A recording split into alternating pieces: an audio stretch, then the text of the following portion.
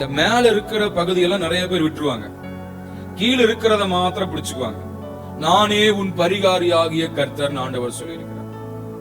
நானே உன்னை குணமாக்குறவர் ஆண்டவர் சொல்லியிருக்கிறார். அதை தான் பிடிச்சுக்குவாங்க ஒழிய எப்ப அவர் பரிகாரியா இருப்பார் அப்படின்றத என்ன செய்யறாங்க, மறந்து போயிடுறாங்க. ஆக மேல இருக்கிற பகுதியை நம்ம கடைபிடிச்சாதான் ஆண்டவர் என்ன செய்வாரு, நமக்கு சுகத்தை கொடுக்கிறவராய் இருப்பார். ஆமென் சொல்லுங்க. அல்லேலூயா. பாருங்க, கர்த்தர் என்ன சொல்றாருன்னா, நீ உன் தேவனாகிய கர்த்தரின் சத்தத்தை கவனமாய் கேட்டு. கர்த்தரின் சத்தம், கர்த்தர் பேசுவாரா? நம்முடைய ஆண்டவர் பேசுகிறார். ஏன்னா அவர் ஜீவிக்கிறவர், அவர் உயிருள்ளவர், அவர் பேசுகிற தேவன். எப்படி பேசுவாரு? வசனத்தின் மூலமாக பேசுவார், இயற்கைகள் மூலமாக பேசுவார், ஏன் கழுதையை கொண்டு கூட பேசுவார். அல்லேலூயா, ஆமென். ஆக தேவன் பேசுகிற ஒரு ஆண்டவர்.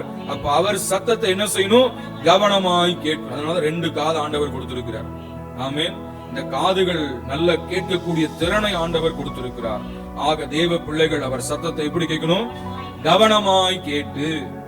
ஆமென். அல்லேலூயா. அவர் சத்தம் கேட்கணும், அவர் சமூகத்துக்கு வரணும், ஆண்டவரை தேடணும். அப்பதான் அவர் சத்தத்தை கேட்க முடியும். பிசாசு சில நேரம் பேசுவான். ஆமென். 2 சத்தத்தையும் டிஃபரன்ஷியேட் பண்றதுக்கு நமக்கு பகுத்தறிகிற ஞானம் வேணும். அந்த ஞானத்தை ஆவியானவர் கொடுப்பார். அல்லேலூயா. ஆக அவர் சத்தத்தை கவனமாய் கேட்டு.